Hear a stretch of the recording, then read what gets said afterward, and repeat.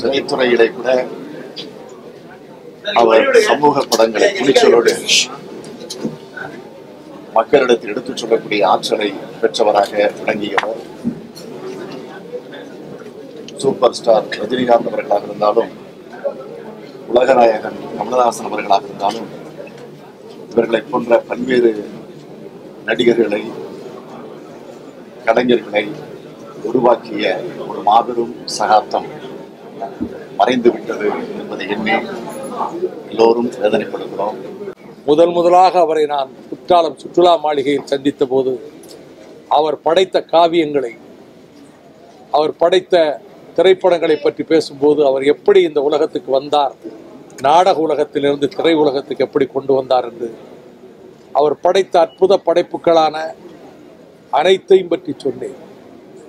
Major Chandrakant, எதிர்நீச்சல், நீர்க்குமிழி, பின்னர் அவர் படைத்த இருகோடுகள், அரங்கேற்றம், அவள் ஒரு தொடர்கதை. இதில் நான் குறிப்பாக இருகோடுகள் படத்தில் பேரறிஞர் அண்ணாவை அவர் சித்தரித்த விதத்தை பற்றி சொன்னேன். கடைசியாக இங்கு வந்து அவரிடம் பேசிக் கொண்டிருந்த பொழுது, அண்ணா அவர்கள் மறைவதற்கு முன்பு அவர் புற்றுநோயிலே துடித்துக் கொண்டிருந்த நேரத்தில் பாலச்சந்தர் அவர்கள் தயாரித்த எதிர்நீச்சல் திரைப்படத்தை அண்ணா காண வேண்டும் என்று இவர் விரும்பிய போது அரங்கண்ணல் சொன்னவுடன் அவ்வளவு உடல் நலிவுற்ற நிலையிலும் அண்ணா அவர்கள் அந்த திரைப்படத்தை பார்த்துவிட்டு அவ்வளவு பாராட்டினார் என்று என்னிடம் சொன்னார்கள்.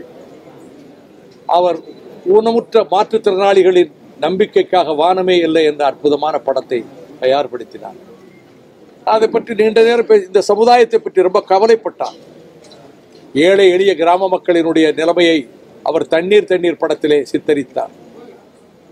அதை அந்த ஒரு கவிஞன், ஒரு இசை கலைஞன் எப்படி இருப்பான் சிந்து பைரவியிலே அவர் படைத்த விதமும் இதை பற்றியெல்லாம் பேசிக் கொண்டிருந்தேன். அவரை நாளை காலை வந்து பார்க்க வேண்டும் நினைத்தேன். நான் தொடர் சுற்றுப்பயணத்திலிருந்து விட்டு இன்றுதான் வந்தேன். நாளை காலையில் அவரை மருத்துவமனையில் போய் பார்க்க வேண்டும் நினைத்துக் கொண்டிருந்தேன். அவர் சாகா வரம்பெற்ற படைப்புகளை தமிழ் சமுதாயத்துக்கு தன்னுடைய கலை படைப்புகளாக தந்திருக்கிறார்.